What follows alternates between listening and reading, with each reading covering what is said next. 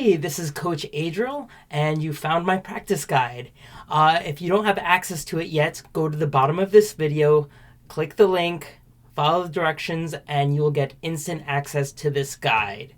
Over here, there are different tabs, and today we are going to go in depth into the different games. First game is DECA. You've probably played this before. You get one set of bags, you go back and forth 10 times. Added something to this game. If you score a 9 or a 10, that means you messed up one of your bags. I would like to know what bag that is. Was it the first bag? Was it the second or third bag? Or was it the last bag? Come over here, you're gonna print this out, and here is an example. So for every round, you put in the number. When you hit a 9 or a 10, you write which bag did you miss. Was it the last bag? Was it the middle bag? Was it the first bag? And you're gonna need to do this 10 times, 50 times, and then after doing it a significant amount of times, you're going to be able to get a percentage of which bags you are missing. Are you missing the last bag, the middle bag, or the first bag? Once you know which bag you're missing, in a later video, I'm going to give you different practices to get that bag at a better percentage. If you scroll down a little bit more, over here is a chart.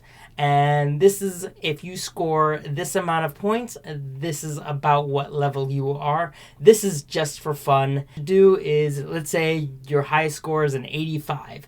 Next time you play, try to beat 85. The main goal of these games is to get you to practice longer. The longer that you practice, the better you're going to get. You also have to have good mechanics in your throwing. Everything that I say is provided you've got a flat spinning bag and you throw the bag about the exact same way every time. My next favorite practice is scrolling all the way down to volume training.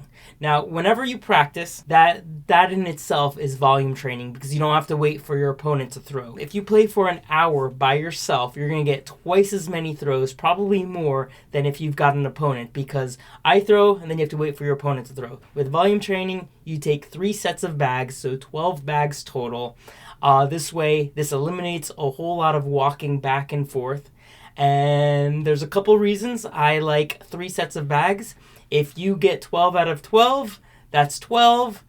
When you're playing a real game, you get a 4-bagger, that's 12. Logistical reason, if I throw 3 sets of bags, the hole almost never clogs up. Clogging up the hole in this instance is the bags fall into the hole and they work their way up, and then now it's completely clogged up. 4 sets of bags, I've done a lot of experimenting. The hole gets clogged up with 4 sets of bags quite often. That's why I do 3 sets of bags. 100 slides, you take 3 sets of bags, and at the end of throwing the 12 bags, you count how many bags actually got in the hole. The goal is to just slide them right in. Just slide them right in. If you got 12 out of 12, congratulations, that is awesome. You get a bonus of 10 points. If you get 11 out of 12, congratulations, that's a bonus of 5 points.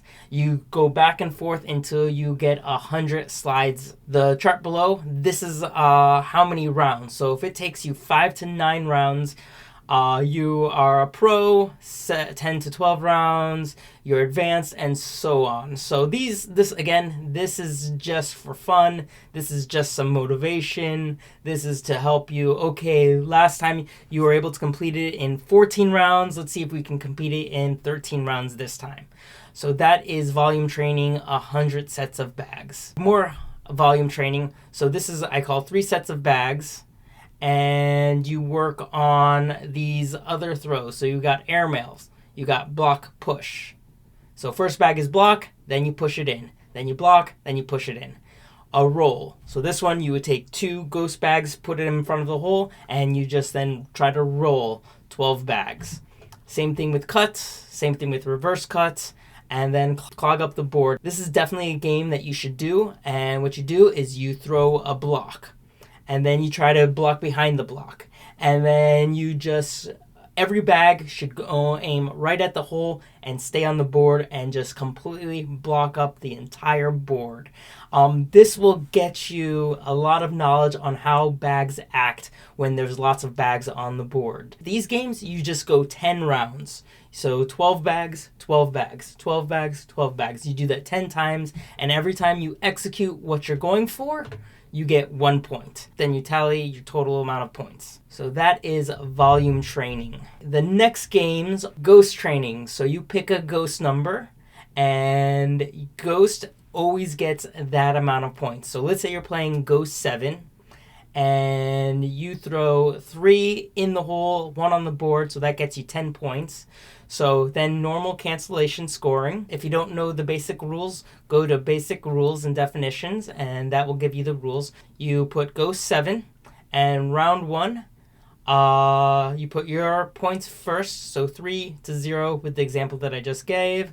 So I got 10 points, ghost always gets 7, so that's 3 points. And you just keep on adding the totals until you get to 21. If you win ghost 7, let's say, then you move to ghost 8.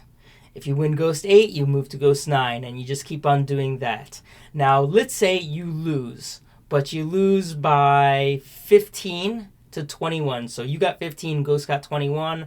That means to me you're probably at the right level. Just keep on playing that ghost. If you lose by 14, so let's say 14 to 21, ghost is probably a little too difficult. Go down 1 ghost and just keep on doing this. Another ghost training that I do, I call it ghost penalty.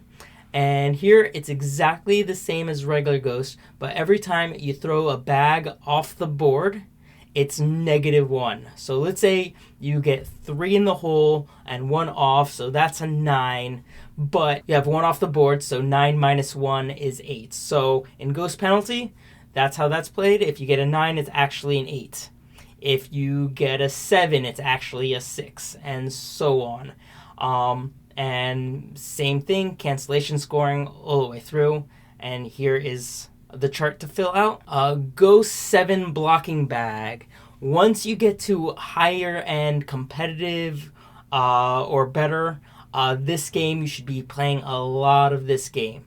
So the way this game is played is you always put a blocking bag, a ghost bag, on the board, depending on what you're playing. And if you don't move that bag, ghost gets 7. If you push that bag into the hole, ghost gets 9.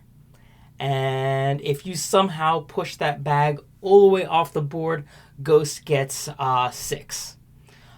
So different games. We got push, we got hard push, we got get around, cut, reverse cut, airmail, and roll. So depending on which one you're playing is where you'll put the bag. So example, if you are playing cut and you're right-handed, you'll put the bag a little to the left of the hole and just cut around it and try to bully the bag out of the way or just not touch it. If you're doing reverse cut and you're right-handed, you're going to put the ghost bag a little to the right, and you're going to try to hit the board, cut around, and get into that hole. Over here, you put the date, you put what you're going for. So throws, if you're going for pushes, you put push over here, and then you put in the score. So if you get a 4-bagger with pushing the bag in, that's 9 to 12. So that would be 3. So you put 3 here and a 0 here, and you just keep track of your scores over here. All of these games are going to be put on my practice app. If you can't wait for the practice app, print this out and you can start getting the scores now. Quickly, guys, if you like this content, please subscribe. Airmail training. So you're going to pick your pattern depending on what you're working on. Airmail trading. So you're going to pick your pattern. So you can either go slide, slide, slide, airmail, slide, airmail, or just 4 airmails in the row. What you're going to do is you get 1 point for every slide, and you get 3 points for every airmail. Accidentally put a block or the bag is hanging, and you're eventually, with either a slide or an airmail, drag it and get it into the hole, you get the amount of points that it normally would be. So a slide is 1 point and an airmail is 3 points. If at the end you're able to get all 4 bags in the hole For slide, slide, slide, airmail, and slide, airmail, slide, airmail, you get a total of 12 points. If you're able to, bam, get 4 airmails in a row, you get a bonus of 10 points. All these directions are over here. And over here, this is just for fun. This is just a guide, a chart. If you're able to get this many points, then this is what your level is at that particular moment in time. All right, we got airmail drag. If you don't know what an airmail drag is, what you're going to do is you're going to take a ghost bag. You're going to drip it into the hole in a way that you can't get it with a push. You throw an airmail, and the goal is to airmail and get the airmail in and the bag that's dripping into the hole as well. This one, I don't think you should dedicate too much time to it. That's why it's only 4 rounds. You get 12 points if you can accomplish it in the first throw, 9 points in the third throw, 6 points on the third throw, and 3 points on the fourth try. If at any point it's impossible to accomplish it, you just continue doing airmails. So you do that for 4 rounds. The same rules apply to and one. If you don't know what an and one is, you take an opponent bag, you put it behind the hole, and you throw an airmail, and the goal is to knock that bag off and the airmail goes in. Again, the same rules. You accomplish it on the first try, you get 12 points. Second try, 9. Third, 6. Last try, 3 points. Again, I don't think you should spend too much time on this. That's why it's only 4 rounds. And the reason why it's 4 rounds is you want even amount of rounds with over the board versus away from the board. To blocking training. Okay, so here are 3 different patterns that I've come up with. Block, push, block, in, push, slide, block, push, airmail. At the end of the round, you get 3 points for everything that's in the hole, 0 points for on the board. Let's say you decided to do block, push, and you got 3 points, 6 points. When you get 12 points on this next section, you put whether you got it perfect or not. So if you're going block, push, and you went slide in, block, replace, push it all in, that's not block, push. So you say, no, you didn't do it perfect. You got 3 patterns to work on. Practicing specific throws. You pick one of these throws that you want to work on. You set up the board appropriately, and now you just work on this. You work on this shot 10 times in a row. It's very similar to Ghost 7 blocking bag, but this way it eliminates the game. It lasts 10 rounds and you can just practice specific shots. So scarcity training. If you are the anti-clutch or you have difficulty making easy shots in important moments, this is something that you should spend a significant amount of time on. If you get to the point where you're at the board and you need a slide in for the win, and you find yourself messing that up quite often, or you find yourself messing the first shot quite often, this puts a lot of pressure on one shot because you get one throw, then you have to walk 27 feet. You get one throw, and then you have to walk 27 feet. So this adds some motivation, some pressure, some stress, so you can start getting good at every shot. So what you're going to do is you're going to pick slide, block, push, hard push, cut, reverse cut, airmail, roll.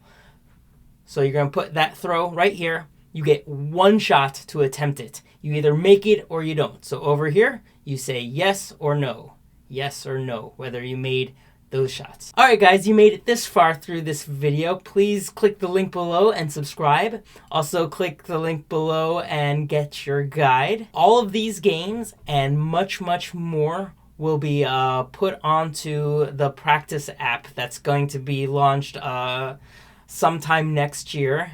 If you want to be a beta tester, the link below also links you to a place to sign up to be a beta tester. We're looking for as many beta testers that want to play. These are my thoughts. I've interviewed a lot of pros and they've gave me some good insight, but how do you practice? How do you improve? I would love to add everything that I can to this practice app so everybody can become an amazing player if they put the time needed.